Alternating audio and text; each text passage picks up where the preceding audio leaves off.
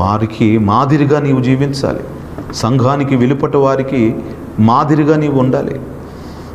అలాగ జీవించకపోతే నీ ఇంటి వారిని కూడా నీవు రక్షించలేని పరిస్థితి వస్తుంది. కనని వారిని గొడ్రాలు అంటారు. 10 సంవత్సరాల నుంచి పిల్లలు లేకపోతే ఎంత బాధ అండి. నీవు రక్షణ పొంది నీ సంవత్సరాలైనా నీ భర్తని రక్షించుకోలేదు, నీ పిల్లల్ని రక్షించుకోలేవు.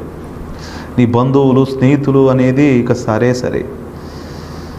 ఎవరైతే అనేక మందుల్ని బుద్ధి కలిగినట్లు అనేక మందిని త్రిప్పుతారో వారు ఆకాశమందున్న జ్యోతుల వలె నిరంతరము ప్రకాశిస్తారు. మీ ఆత్మ మండాలి అంటే ఇతరులకు సువార్త ప్రకటించాలి. వాక్యము 2 అంచులు కల ఖడ్గం. ఒక ఖడ్గము చెబుతుండగా ఇతరులకి దూసుకుపోతూ వారి హృదయంలోనికి వెళుతూ, రెండో పక్క అది నీ హృదయంలో, నీ తలంపులు, నీ ఆలోచన, నీ అంతరంగంలో కూడా ఆ వాక్యం పనిచేస్తుంది. ఎందుకంటే వాక్యమే దేవుడు కదా. కాబట్టి నీవు వెలిగించబడతావు. బుద్ధి గల కన్నికలు ఉన్నారు, బుద్ధి లేని కన్నికలు ఉన్నారు. వారు సిద్ధులలో నూనె తీసుకొని పోలేదు కాబట్టి వారు బుద్ధి లేనివారు. దీపాలు వెలుగుతూ ఉండాలి. వెలుగుతూ ఉండాలంటే నువ్వు సాక్షిగా ఉండాలి. సాక్ష్యం చెప్పాలి కదా. నీ బంధువులకి, స్నేహితులకి సాక్ష్యం చెప్తున్నావా? నీ ముఖ్య స్నేహితులకి క్రీస్తు వద్దకు నడిపిస్తున్నావా? కొర్నేలి తన ఇంటి వారందరితో భయభక్తులు కలిగి ఉన్నాడు. తన బంధువులు, స్నేహితులను దేవుని వైపు త్రిప్పుకున్నాడు. నీకు దేవుడు ఎన్నోసార్లు రక్షిస్తూ కాపాడుతూ వచ్చాడు. నువ్వు సాక్షిగా ఉండకపోగా అవమానకరంగా సంఘంలోనూ సమాజంలోనూ ఉంటున్నావు. కారణం ఏంటి? ఇతరులకు చెప్పలేకపోతున్నావు. ప్రభు బలను తీసుకుంటున్న నీవు సాక్షార్థంగా నువ్వు జీవించాలి ప్రభు రాకడ వరకు కదా. ఆయన రాకడ వరకు సాక్ష్యంగా జీవిస్తున్నావా? చాలామంది బాప్తీసం పొందిన వారి నిమిత్తమే వారు ప్రవర్తన సరిగా లేకపోవటం వల్ల, వారు చేష్టలు, వారి క్రియల్లో మార్పు లేని కారణం చేత ఇతరులు బాప్తీసం పొందటం లేదు, రావటం లేదు.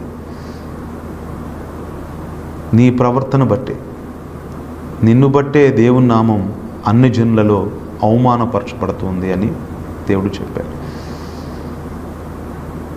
ఇన్ని సంవత్సరాలైనా నీ భర్త నడిపించలేకపోవటానికి కారణం ఏంటి? నీ యొక్క పవిత్రమైన ప్రవర్తన నీకు లేకపోవటమే కదా. నీ పిల్లలకు నువ్వు రక్షించుకోలేకపోవటానికి కారణం ఏంటి? వారి కొరకు నువ్వు ప్రార్థన చేయలేకపోవటమే కదా. రేయి మొదటి జామున లేచి నీ పిల్లల కొరకు ప్రార్థన చేయమన్నారు కదా ప్రభు. నా కొరకు కాదు, మీ కొరకు, మీ పిల్లల కొరకు ఏడవమన్నాడు. నీ ఇంటిలో ఉన్న వారందరూ కూడా నీ భర్తతో కూడా నువ్వు మందిరానికి వచ్చి ఎంతకాలమైంది? నీ కుటుంబం రక్షణ పొందితే నీ కుటుంబం నుండి ఇతరులు నిన్ను చూసి రక్షణ పొందుతారు. అది దేవుడు కోరేది. దేవుడు ఎప్పుడు సంతోషిస్తాడు? ప్రభుని యేసుక్రీస్తు ప్రభు బాప్తీసం పొందటానికి యోర్దాను నదిలోనికి దిగి ఉన్నాడు. యేసు బాప్తీసం పొందిన వెంటనే నీళ్ళలో నుండి ఒడ్డుకు వచ్చెను. ఇదిగో ఆకాశము తెరవబడెను. దేవుని ఆత్మ పావురం వలె తన మీదకి వచ్చుట చూచెను. మరియు ఇదిగో ఈయనే నా ప్రియ కుమారుడు, ఈయన యందు నేను ఆనందించుచున్నానని ఒక శబ్దము ఆకాశములో నుండి వచ్చింది. నాకు టైఫాయిడ్ వచ్చింది. 4 రోజులు మందులు ఆడాను, తగ్గలేదు. మళ్ళీ బ్లడ్ టెస్ట్ చేయించుకుంటే డెంగ్యూ ఉందమ్మా, అందుకే తగ్గలేదు అన్నారు. దేవుడి కృపను బట్టి నాకు తగ్గింది.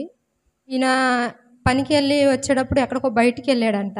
బయటికి వెళ్తే దారిలో దిగదూడిసిన నీళ్లు ఉంటాయి, దాటాడు. దాటి కూడా వెనక తిరిగి చూశాడంట. చూసేసరికి ఆయనకి అప్పుడే ఒళ్ళు జంకి ఆదివారం సాయంత్రం హాస్పిటల్ తీసుకెళ్తే 104 జ్వరంతో ఉన్నాడు. అలాగే ఉంది. హాస్పిటల్కి వెళ్ళినా కూడా మందులు వేసుకున్నా కూడా తగ్గల.